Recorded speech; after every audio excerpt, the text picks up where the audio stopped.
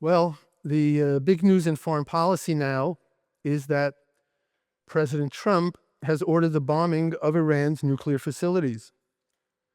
No doubt, some of you are wondering how to evaluate that decision. Does it represent a dramatic change in our policy?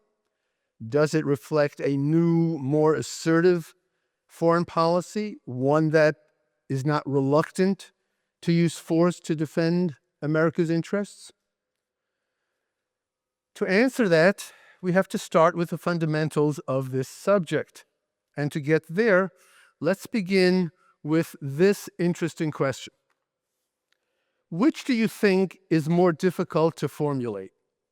The principles of a proper foreign policy or the principles of a proper domestic policy? Well, for tough questions like that, I went to the place everybody goes to now, ChatGPT. So I asked it, and here's what ChatGPT said, quote, "Experts often say that formulating foreign policy can be more complex and challenging than domestic policy due to factors like the unpredictability of the international environment, the need to consider diverse actors, and the potential for global repercussions. Domestic policy, while also complex, is often more contained and focuses on a single nation's internal issues," close quote. So foreign policy is harder. Now, just for the hell of it, I decided to ask ChatGPT the same question again. Here's what it said, quote,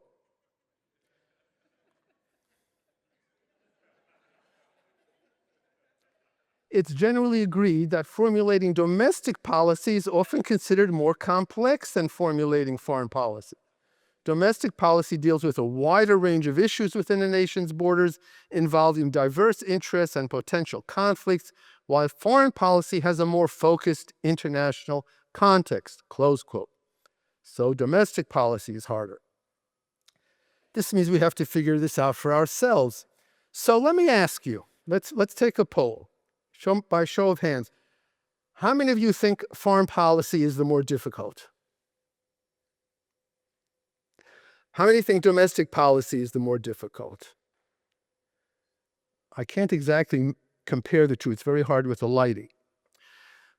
The answer is, those of you who remember a previous talk I gave, I warned you about questions like this. I said if a speaker asks you choose A or B, it's usually a trick question. Usually the answer is both or neither. In this case, neither is more difficult because they are exactly the same principle. Now, you might think that the two are very different. After all, domestic policy means laissez-faire. Government must be kept out of people's lives. And foreign policy means that government must act forcefully to protect us. So one seems to constrain the power of government, while the other unleashes it. But no, the two are the same. The principle of individual rights sets the guidelines for both. And that principle imposes two imperatives on government: refrain from initiating force and embrace the use of retaliatory force.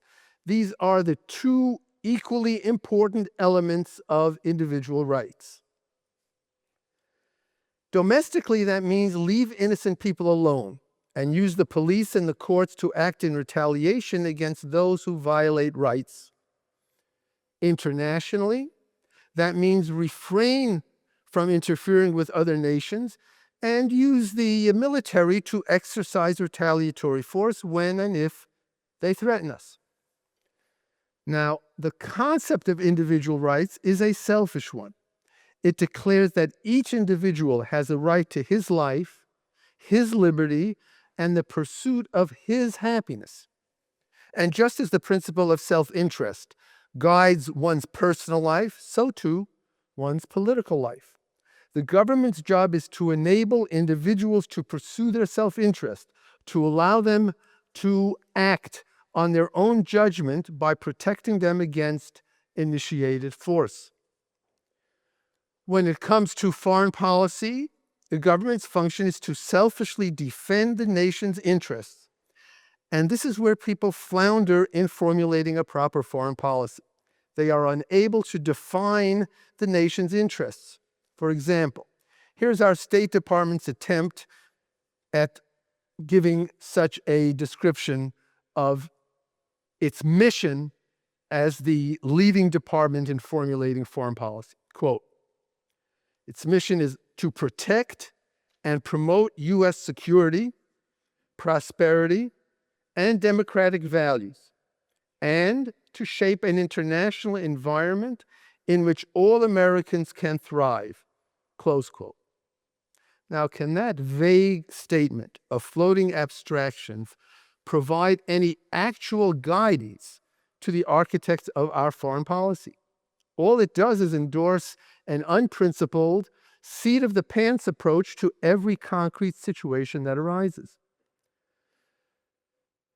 The interests of a nation must be clearly defined, just as they must be defined in one's personal life.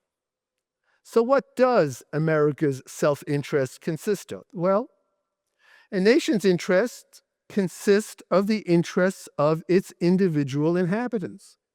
And what is that? In the political realm, what is the one fundamental interest we all have? Freedom. The freedom to live free from the threat of force. In order to sustain his life, man must be free to pursue the values and the goals he chooses. Domestically, that basically means protecting him against criminals.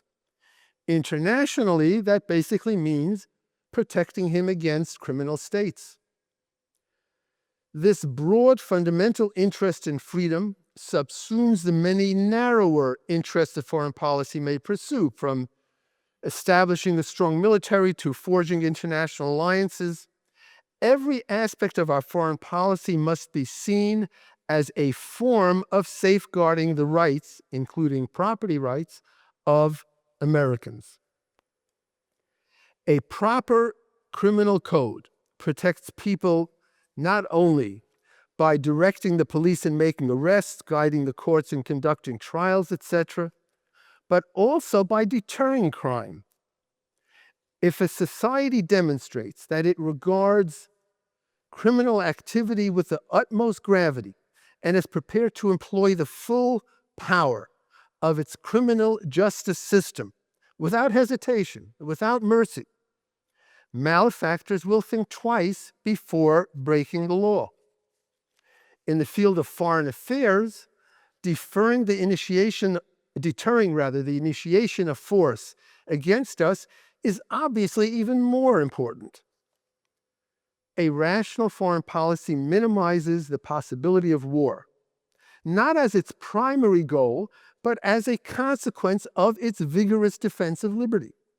It prevents war by conveying to America's antagonists the credible warning that any aggression on their part will be met with overwhelming force on our part.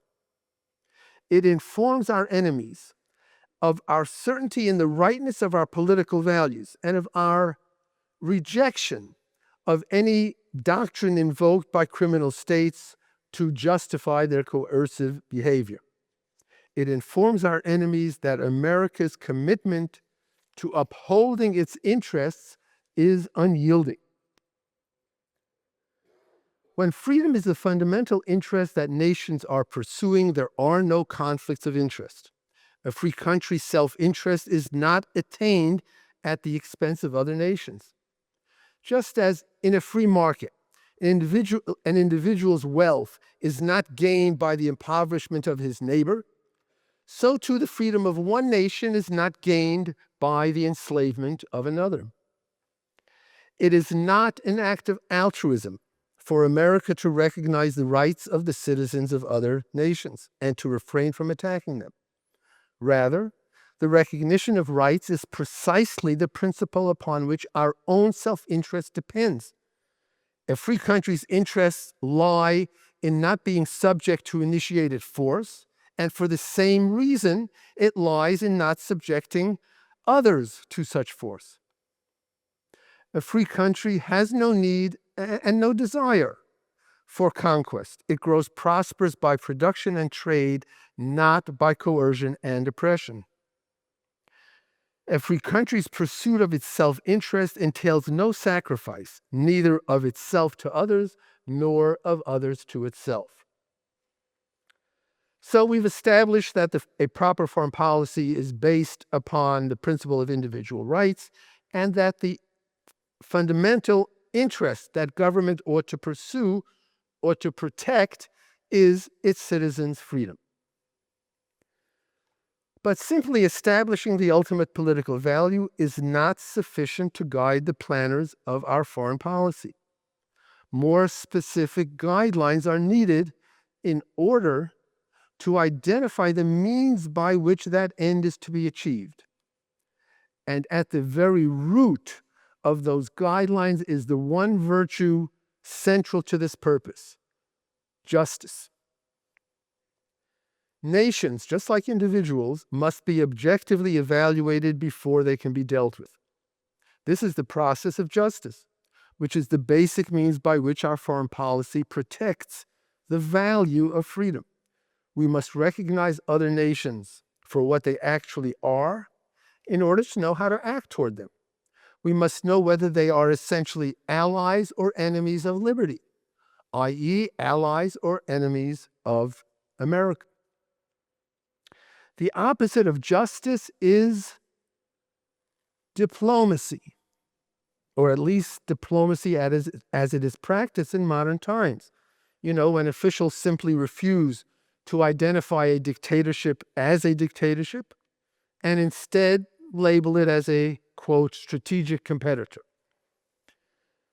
A strategic competitor with which we must maintain cordial relations. But justice does not permit such egalitarianism.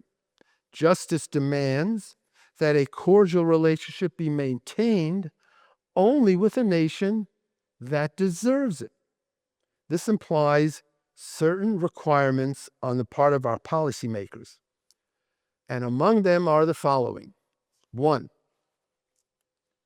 pronounce moral judgment. Our State Department should be scrupulously judging the world's governments by the standard of their commitment to individual rights, and they should make its conclusions public. A harmonious relationship with all nations is not a goal of foreign policy. To the contrary, it's incompatible with America's fundamental goal. We only undermine our freedom when we welcome or are indifferent toward its destroyers.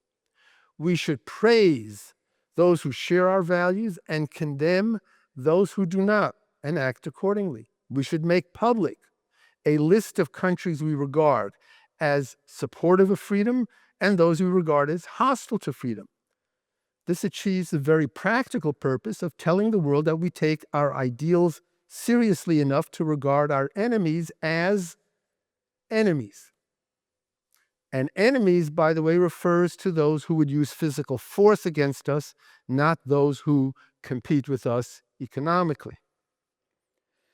It is when our antagonists are led to think that their crimes will be tolerated by us, when they are led to think that we operate on the expedient premise that our interests are somehow divorced from our moral values, it is then that our security is jeopardized.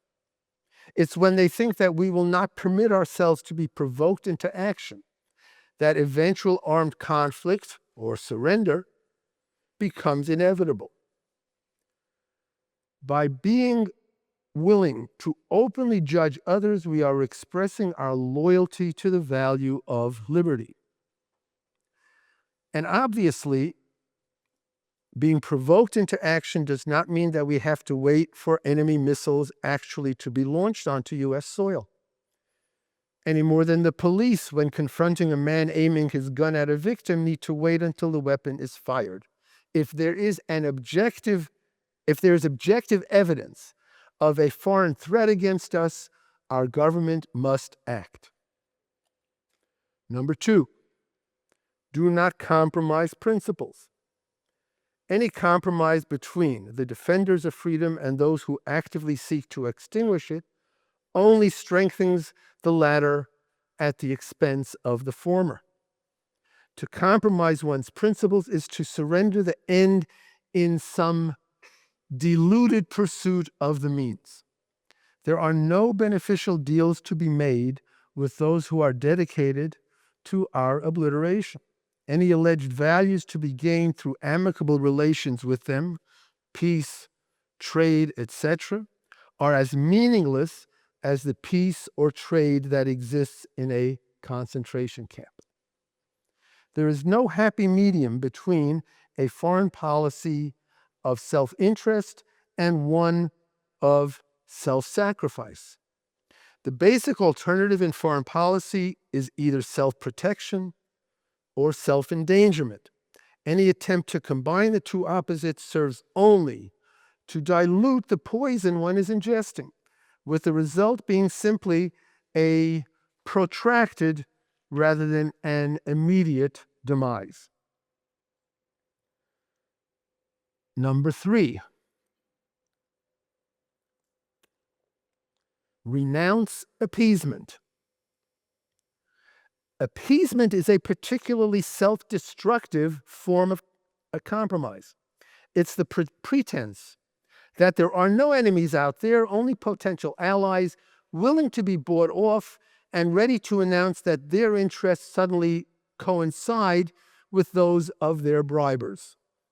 So Hitler is bought off with Czechoslovakia on the premise that somehow it will no longer be in his interests to enslave Poland or the rest of Europe.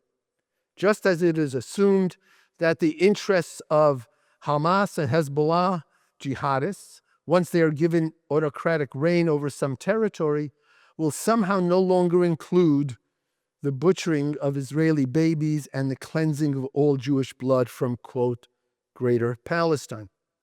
The truth, though, is that there is no possibility of an equal exchange with those who can offer only a promise, a meaningless promise, to refrain from aggression.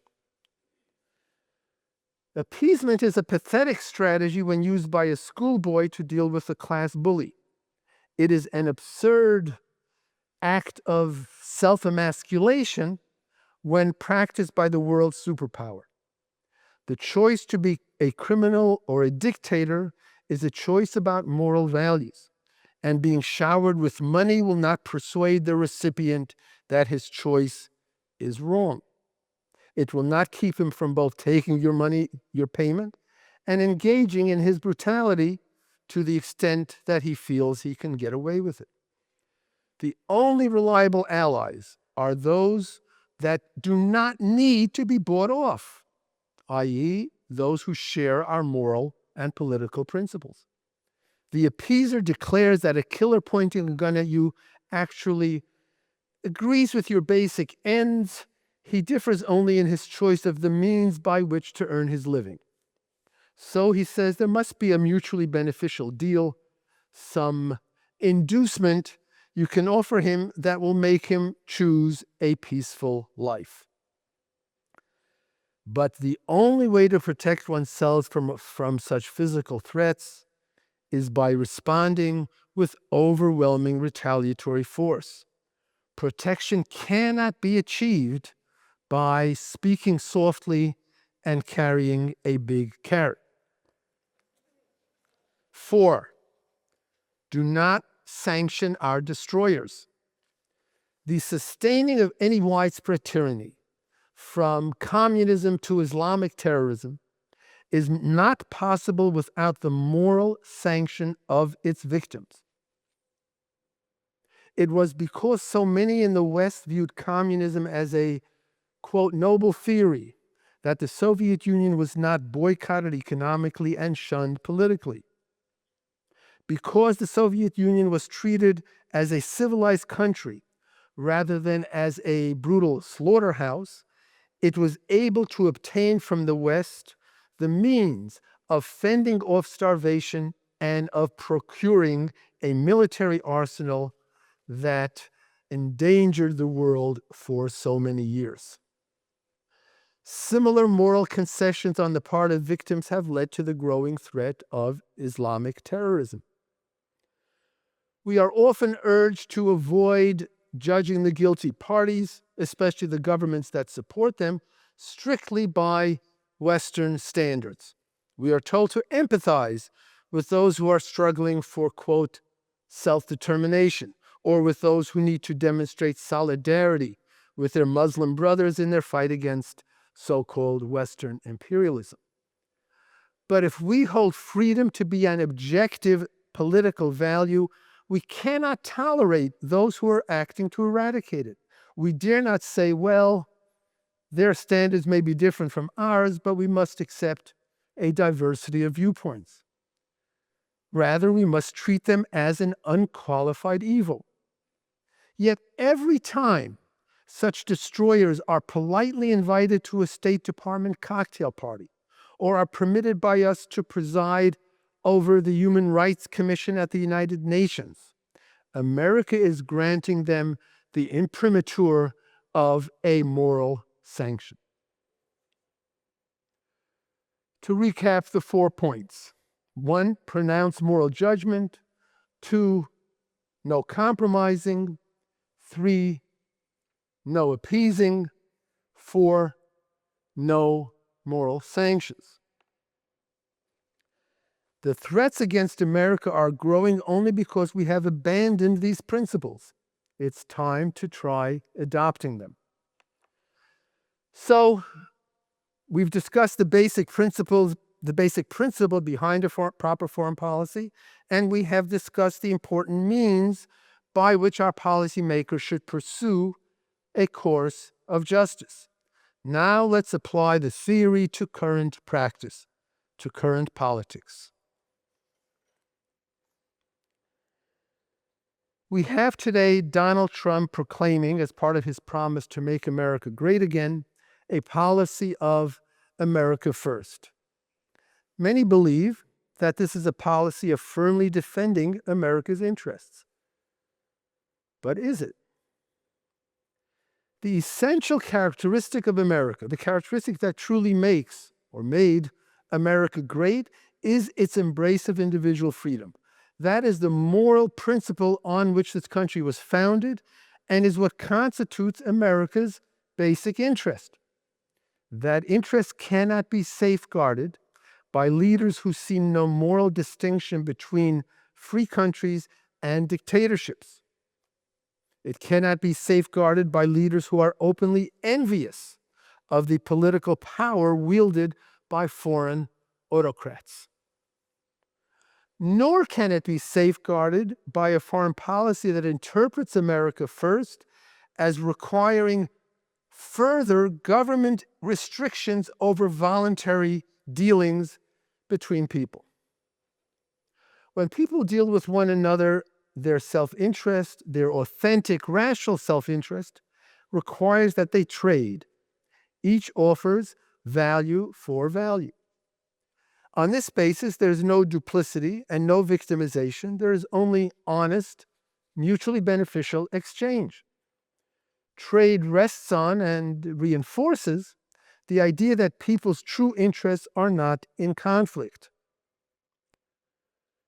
A foreign policy based on self-interest, therefore, embraces free trade.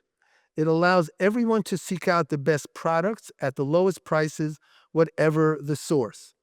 Whether you choose to buy from someone across the street or from someone across the ocean, both parties gain. That's what voluntary trade means. This is categorically different from Trump's outlook. Trump cannot conceive of trade as being mutually beneficial.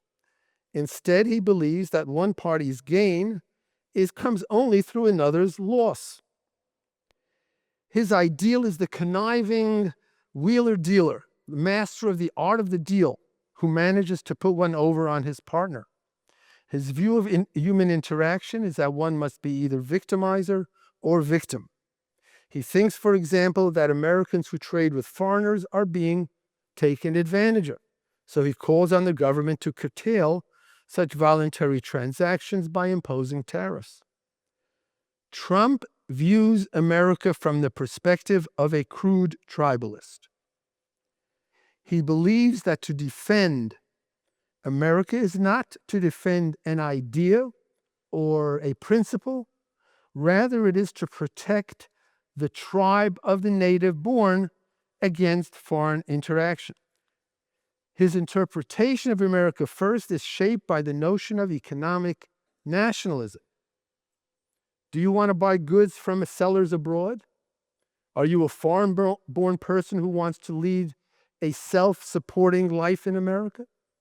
Are you a businessman who wants to produce better and cheaper products by outsourcing work to India or to build a factory in Mexico? If so, Trump declares that you will be stopped in order to shield America from, quote, outsiders. America's greatness, he holds, is the product of native-born white people who must be insulated from foreigners and from goods made by foreigners. Those native-born people become a privileged group for whose sake individual rights are to be sacrificed. America's self-interest is thus defined not by the preservation of individual freedom, but by the enshrinement of collectivism. That is, by the enshrinement of the tribe, a tribe defined by the accidental fact of one's geographic birthplace. Genuine self-interest requires limiting the state's power for the purpose of upholding individual rights, in contrast to nationalism, which calls for suppressing individual rights for the purpose of expanding the state's powers. Now let's take a minute to clear up a confusion some people have between nationalism and patriotism. The two are very different.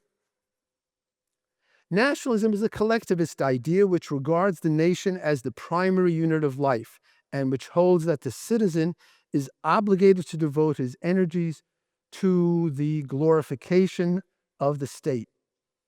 The nationalist demands not loyalty, but unconditional loyalty, mindless loyalty. He is a collectivist who believes in sacrificing the individual for, quote, the nation as a whole. The American patriot, however, supports his country because of an ideal it represents. He's an individualist who readily criticizes his country when it deviates from that ideal and becomes a threat to his rights. What he supports is not America first, but America's freedom first. Now let's continue to examine how the principles of a foreign policy should be implemented. If government must protect us against foreign threats to our freedom, what are those actual threats today? Well, at the very top of the list is Islamic totalitarianism. The jihadists who launched terrorist attacks against us, from the airplane hijackers of 9/11 to the Houthis in Yemen today, are not simply a hodgepodge of fanatics who happen to hold some grudge against the United States. Rather, they are motivated by an ideology calling for the imposition of force, the imposition of the tenets of Islam. It's an ideology that calls for the extermination of all infidels, starting with the United States. And the preeminent source of this ideology is the Islamic Republic of Iran. Iran is the wellspring of modern Islamic totalitarianism. It's a nation that was founded by a religious revolution against a secular Western-style state. It is a nation governed by its clerics. It's a nation whose constitution calls for, quote, the perpetuation of the revolution inside and outside of Iran, in particular by developing ties with other Islamic and popular movements to pave the path for the unified world Muslim nationhood, close quote. Iran is a nation that shelters leaders of al-Qaeda, the group responsible for the 9/11 attacks against us. It's a nation whose notorious fatwa against Salman Rushdie and his publishers, including American publishers, remains in force. It's a nation that sponsors the terrorist assaults against us by such groups as Hezbollah and Hamas, including the killing of dozens of Americans in Israel during the inhuman October 7 attacks. The terrorist acts against us are committed in the name of Islam and are inspired, encouraged, and even financed by Iran. Iran is a nation that has understood from the very start, from the time in 1979 that it invaded our embassy in Tehran, it has understood that America is its arch enemy, that America is the great Satan. Iran is at war with America, but America has failed to realize it. To remove this threat, it is the government of Iran that needs to be removed. We need to overthrow it by subduing the country militarily.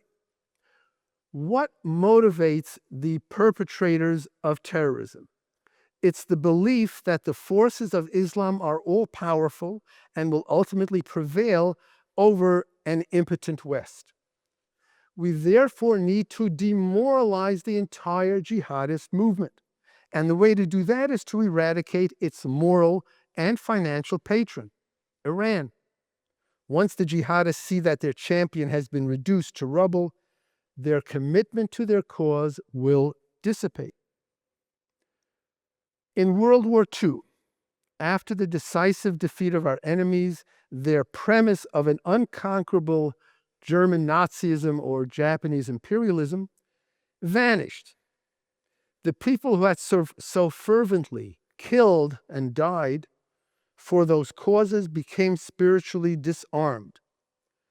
Once our enemies no longer had an ideology to cling to, once its impotence was made clear, its followers were demoralized and were no longer a threat to the free world. The same will happen with Islamic totalitarianism once we destroy its source. Imagine that we had not crushed the enemy in World War II. Imagine instead that Hitler remained alive and was allowed to stay in power, and that after destroying Germany's largest munitions plants, we simply called for a ceasefire. Would the world have been safe then? Would the zealots of Nazism have abandoned their deadly ideology? What was needed then, and what America categorically demanded then, was an unconditional surrender by the enemy and the ousting of its government. That is what removed the danger to us. For the very same reason, we now need to depose Iran's Islamic government and tell its people to choose a replacement. There already exists a sizable number of Iranian opponents of the theocracy. If necessary, we could provide arms to them. We don't need to occupy Iran. We need only to issue an ultimatum. The Iranians can decide on their own government, but if it ever presents a jihadist threat to us, we will destroy the country. This should be sufficient to protect us. Instead, we did a half job, just as we've done regularly in the past. We destroyed much of Iran's nuclear capacity, but we have allowed its government to remain in power. We not only refrained from eradicating our enemy, we even prevented a very willing Israel from doing that for us. Thus, the Iranians now loudly proclaim that they have achieved victory, that they have confronted the great Satan and emerged intact. And its government is now renewing its efforts to round up and to silence the dissidents within the country, dissidents who were hoping for America's support in overthrowing their oppressors, but who must now apparently abandon such hope. As a consequence, far from being demoralized, the Iranian regime will not be deterred from pursuing its global jihadist agenda. Yes, America and the world are better off with a non-nuclear Iran, however long that may last. But an Islamist Iran remains a danger that is not eliminated simply by eliminating its nukes. Iran is a clear-cut case of America's need to use force to defend its enemies, and so is the case of Israel fighting the Gaza war. We ought to supply Israel with the provisions it needs to annihilate Hamas and Hezbollah, and certainly we should stop restraining Israel from using force against its foes. But people wonder, what about other, less obvious situations in the world? What about Russia and its invasion of Ukraine? What if China decides to invade Taiwan? What if North Korea invades South Korea? Is there a clear method for deciding whether we should get involved in situations like those? Yes, if we have a proper foreign policy. No, if we don't. There are varying degrees of threats to us, from imminent danger to long-term danger, from danger to our lives to danger to our property. Our appropriate responses can range from all-out war, with U.S. troops actively engaged in battle, to supplying an ally with weaponry, to no action at all. And under a proper foreign policy, there can be options in a given situation. But the underlying principle remains unchanged. Our government must not hesitate to use all the force necessary to stop a threat against us. For the world to be convinced that we are committed to that principle, what we need are political leaders capable of articulating and justifying it in theory. We need at least one unmistakable demonstration of it in practice. Our willingness to use force to protect our interest would then not be challenged, even if in some optional situation we chose to take no action.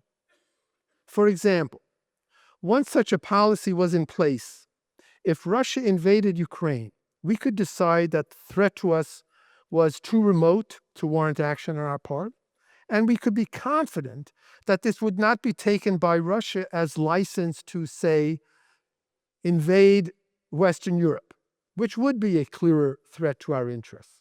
On the other hand, we could decide that since Russia is hostile to us, since it has weapons targeted on us, since it is a dictatorship with imperialistic goals and capabilities, since Ukraine's desire to ally with America and the civilized West is what prompted Russia to attack Ukraine, we could decide that it is in our interest to help Ukraine defend itself.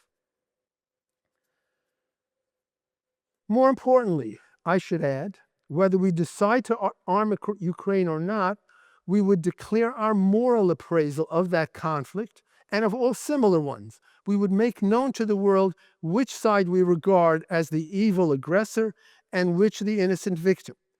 A decision to take an unambiguous moral stand on behalf of the victim will, in the long run, be more effective than a decision about whether to provide material aid. All this is how a proper foreign policy would keep us safe. Had we adopted such a policy, many of the situations would never have arisen. Our enemies would be deterred from taking actions that they had good reason to fear would elicit a forceful response from us. We would not have to continually face potential tripwires to actual war. Sadly, we lack such a policy. Today, we have no firm guidelines, no clear idea of what our interests consist of and how to protect them. The history of our foreign policy for the past 80 years has been one of self-constraining, self-defeating ineptitude. With no standard to guide us, we have engaged in battles which were largely self-sacrificial, such as in Vietnam, and battles in which our self-interest was at stake, such as in Afghanistan in response to 9/11. Invariably, though, we took only half-hearted, half-assed, measures resulting in America's defeat by militarily inferior forces. The message conveyed by such events is that America is unwilling to wield a level of force necessary to achieve victory. What can the world conclude except that America cannot win a war because it will always be outlasted by an enemy that, unlike America, is firmly committed to its cause. Today, almost anything we do reflects weakness, and weakness invites aggression. Our unprincipled seat-of-the-pants foreign policy creates impossible choices for us. Look at Russia's invasion of Ukraine. If we did nothing in response, that would be interpreted as our reluctance to stand up against aggression.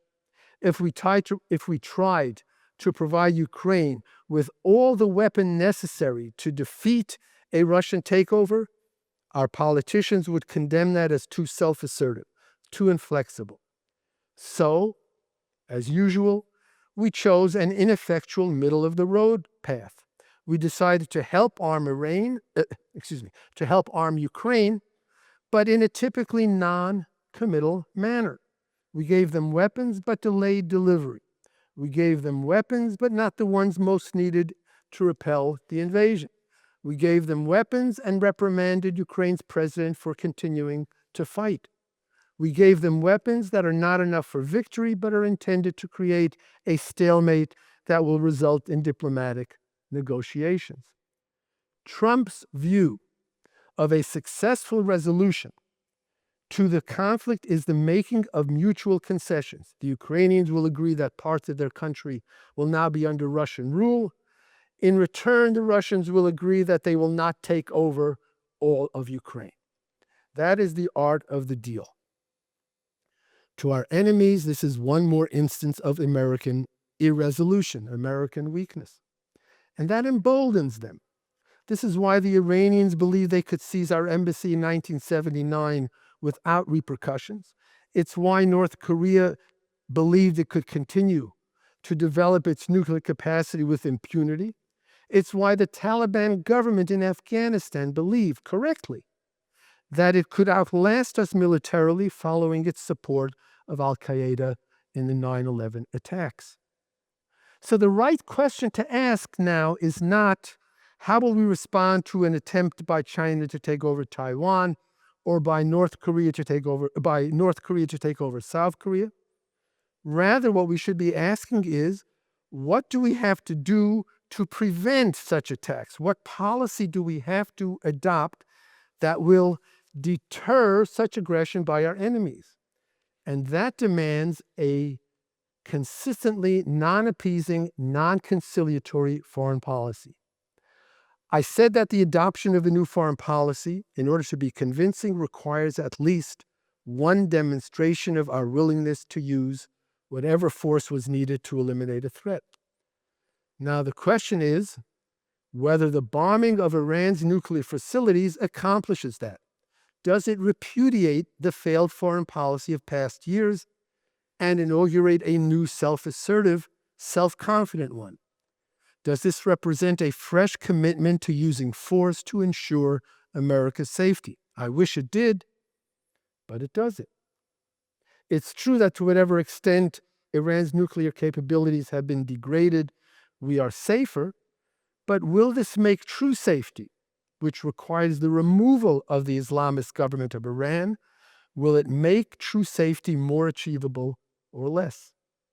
This action or half-action by the U.S. establishes, in effect, a ceiling on what is acceptable.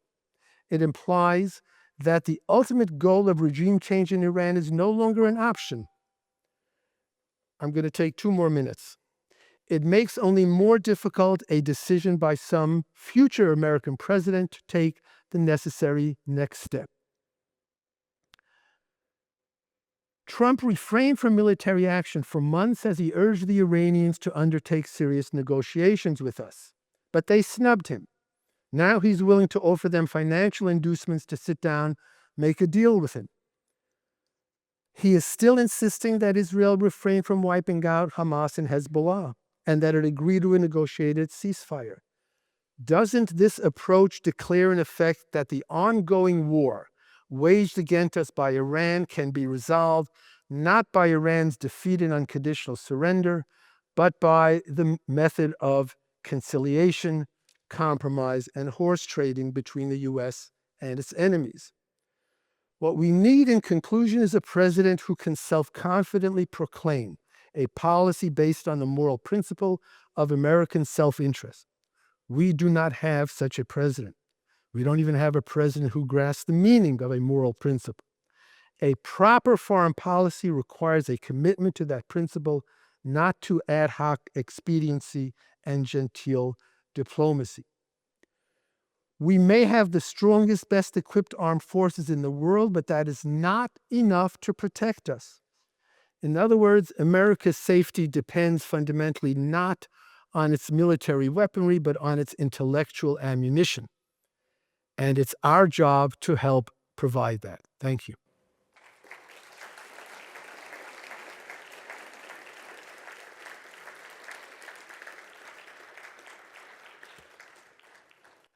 Okay, we have a few minutes left for questions.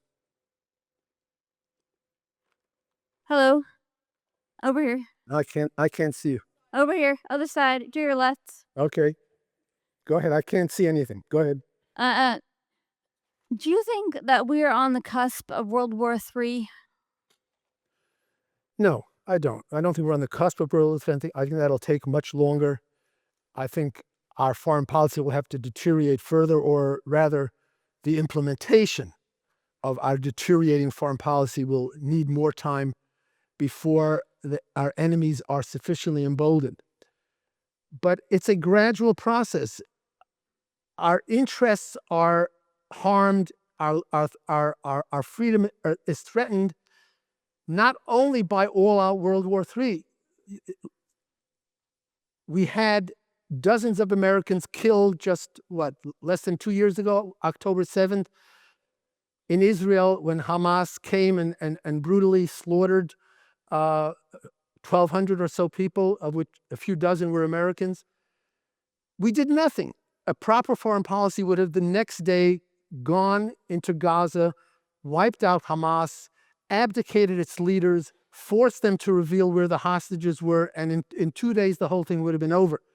My point of bringing that up is to show that our interests, our property, our lives are being threatened all the time by the kind of foreign policy we're adopting. It does not take World War III for us to be, for our interests to be harmed. But for an actual outbreak of World War, I think we're still far from that. Hello. So I agree that appeasement and compromise are bad, but do you think sometimes they work? For example, during the Cuban Missile Crisis, where the president used some force, but also made compromises to try to resolve the conflict? No, I think the problem is you get into situations like that precisely because you have a record, a history of adopting appeasement. If the enemy knows that any time it launches any sort of physical threat against us, we're going to respond with far more threat against the enemy, they will not take the initial action.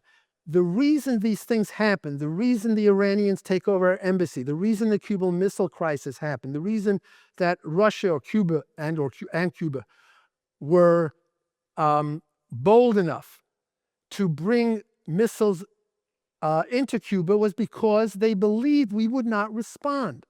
If they did believe that we would, if they were not indoctrinated correctly by the record, the appalling record of American foreign policy, these things would not arise. That's why I say the question to ask is not how to deal with these situations when they arise. The question is, what do we need to do to prevent them from coming up in the first place?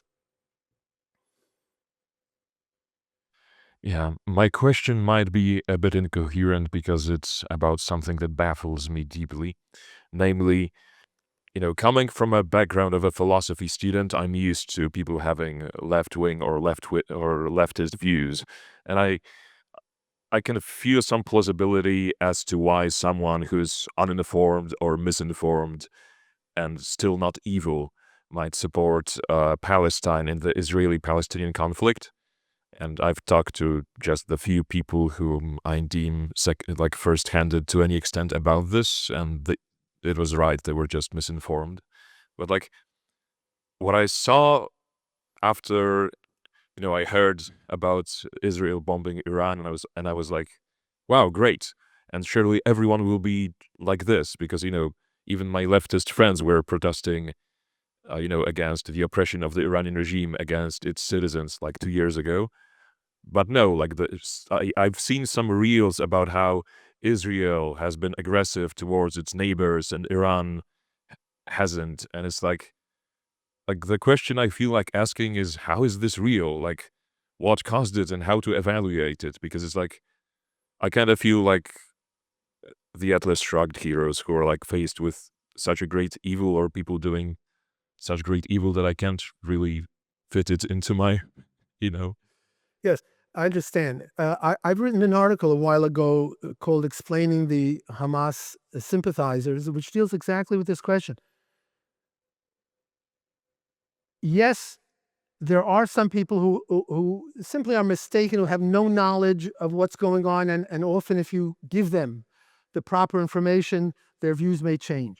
But that does not explain the hardcore militant activists who on college campuses and elsewhere going around promoting Hamas, saying they're good, Israel is evil. What does explain it is the morality of altruism, as strange as that may sound to many people.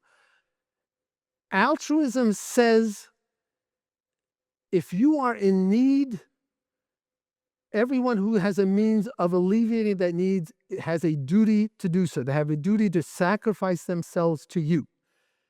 Nothing else matters. It doesn't matter why you are in need. It doesn't matter whether you created your own misery, whether you're a moral or an immoral person.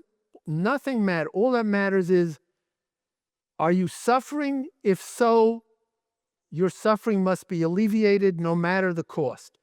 And that's what they see in the Middle East. They see that Israel is a relatively prosperous, well-off, civilized country.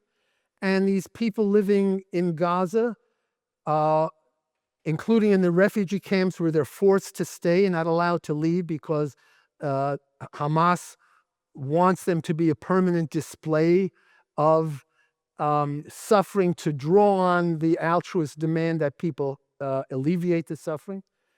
All that these people, these students especially, who've been taught the doctrine of altruism for in their college years and see it everywhere, in books and movies and elsewhere, all they respond to is, these people are suffering, Israel is attacking them. It doesn't matter why they're suffering. It doesn't matter why they're poor. It doesn't matter why Israel is using force against them. All that matters is they're suffering. Their suffering has to stop. Israel must be restrained. There's nothing you can do except somehow remove the whole morality of altruism from these people. That will remove their sympathy from Hamas. Yeah, but what about Iran? Does the same logic apply to people who support Iran or think Israel is wrong in attacking Iran? Well, they support Iran. They don't support Iran for the same reasons exactly, but they support Iran because if they're serious about their support for Iran, that means they condone Islamic terrorism, which means they think countries like America and Israel deserve to be attacked. Why? Because America is a good, civilized, prosperous, free country, and Iran is a backward, primitive country where women are forced to wear the hijab, and people are oppressed, and they've got these morality police going around in the streets, beating and arresting and killing people who they think violate any tenets of the Quran. That's the kind of life they believe people should lead.